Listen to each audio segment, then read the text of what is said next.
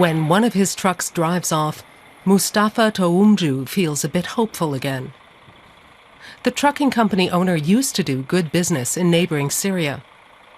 But it's been quite some time since he's been able to send goods over the border into the war-torn country. He says conditions are nightmarish. Our trucks wait an average of 12 days at the border.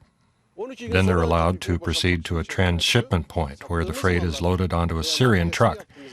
We don't know where it goes then. We get paid in cash at the border and that's it.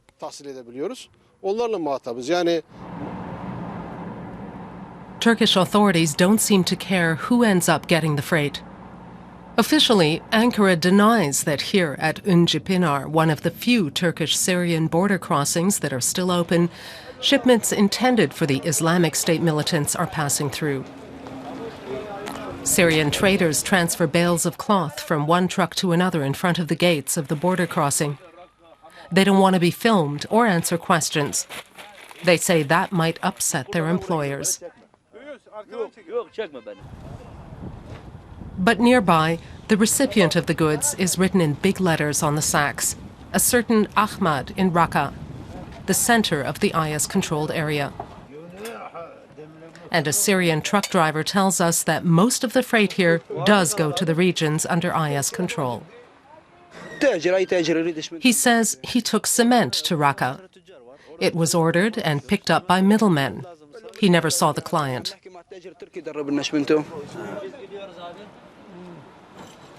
The Turkish government doesn't consider itself responsible. Officially, the shipments of food, steel, and cement are considered humanitarian aid for reconstruction. And the Western-supported Syrian opposition allows the shipments to pass, presumably in exchange for bribes.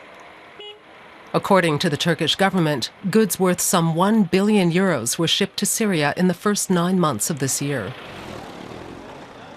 The cities close to the border make little profit from that. The cement, steel, and textiles are brought from Western Turkey. Regional products are not in demand, say local entrepreneurs.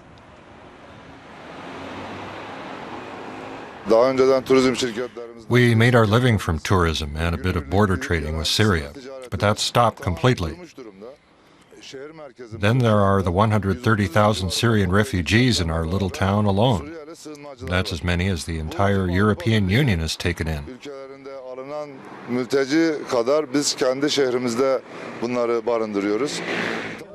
150 kilometers to the east lies the Syrian-Kurdish border city of Kobani. It's been under siege by IS militias for weeks. The Kurds say not only is Turkey turning a blind eye when goods reach the terrorists, they're also able to get additional weapons and fighters.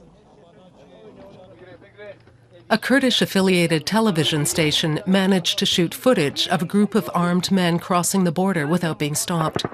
Shortly afterwards, they were shot and killed, presumably by Kurdish units. To prevent more fighters from illegally crossing the border, Kurdish volunteers have secured the area near Kobani.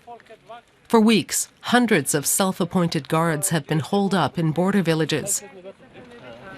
They go out on patrols each night, according to these Kurds from Istanbul.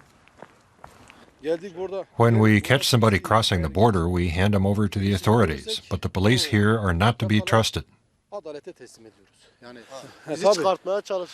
They try everything to drive us out, but IS is able to organize resupplies of weapons and additional fighters without a problem. And they go the other way. If they get cornered, they flee over here. On this night, there's not much activity. The border guards say their patrols are a deterrent, but even they can't stop extremists from crossing the border. Nor can they prevent hundreds of trucks from crossing over each day. It seems Islamic State doesn't have to worry about its supply lines.